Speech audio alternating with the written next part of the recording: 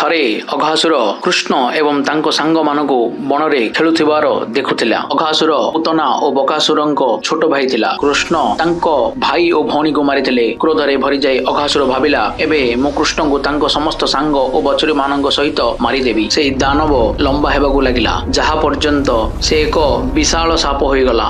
ପରେ ଅଘାସୁର ତାଙ୍କ ମୁହଁ ଏତେ ବଡ଼ ଖୋଲିଲେ ଯେ ତାର ମୁହଁ ପାହାଡ଼ର ଗୁମ୍ଫା ପରି ଲାଗୁଥିଲା। ପ୍ରଥମେ ଗୋପବାଳକମାନେ ସେହି ବିଶାଳ ସାପକୁ ଏକ ଅଜଣା ପାହାଡ଼ ମୂର୍ତ୍ତି ବୋଲି ଭାବିଥିଲେ। ହସି ଖେଳି ସେମାନେ ଭୟ ବିନା ଅଘାସୁରଙ୍କ ମୁହଁ ଭିତରକୁ ପ୍ରବେଶ କରିବା ଆରମ୍ଭ କଲେ, କାରଣ ସେମାନଙ୍କ ବିଶ୍ୱାସ ଥିଲା କୃଷ୍ଣ ସବୁବେଳେ ସେମାନଙ୍କୁ ରକ୍ଷା କରିବେ। ଦାନବ କୃଷ୍ଣଙ୍କ ପ୍ରବେଶ ପାଇଁ ଅପେକ୍ଷା କରୁଥିଲା। କୃଷ୍ଣ ଭିତରକୁ ପ୍ରବେଶ କରିବା ମାତ୍ରେ ସେ ସାପର କଣ୍ଠ ଭିତରେ ବଡ଼ ହେବାକୁ ଲାଗିଲେ। ଅଘାସୁର ଶ୍ୱାସ ରୋଧ ହେବାକୁ ଲାଗିଲା। ତାଙ୍କ ଅଗ୍ନିମୟ ଆଖି କମ୍ପି ଉଠୁଥିଲା ଏବଂ ସେ ଆଉ ଶ୍ୱାସ ନେଇ ପାରୁନଥିଲେ। ଶେଷରେ ତାଙ୍କ ପ୍ରାଣବାୟୁ ମୁଣ୍ଡରୁ ଉପରୁ ବାହାରିଗଲା ଏବଂ ସେହି ବିଶାଳ ସାପ ମୃତ ହୋଇ ପଡ଼ିଲା। ଦାନବର ମୃତ୍ୟୁ ପରେ ଅଘାସୁରଙ୍କ ଦେହରୁ ଏକ ଦିବ୍ୟ ଆଲୋକ ଆକାଶକୁ ଉଠିଲା। ସମସ୍ତ ଗୋପାଳକ ଓ ବାଛୁରୀ ମାନଙ୍କ ସାମ୍ନାରେ ସେହି ଦିବ୍ୟ ଆଲୋକ ଧୀରେ ଧୀରେ ଭଗବାନ କୃଷ୍ଣଙ୍କ ଦେହରେ ଲୀନ ହେଲା। ଅଘାସୁର ମଧ୍ୟ କୃଷ୍ଣଙ୍କ କୃପାରେ ମୋକ୍ଷ ପାଇଲା। ଆପଣଙ୍କୁ ଆମର ଯଦି ଭିଡ଼ିଓଟି ଭଲ ଲାଗିଲା, ଲାଇକ୍, ସେୟାର ଏଣ୍ଡ ସବସ୍କ୍ରାଇବ ନିଶ୍ଚୟ କରନ୍ତୁ।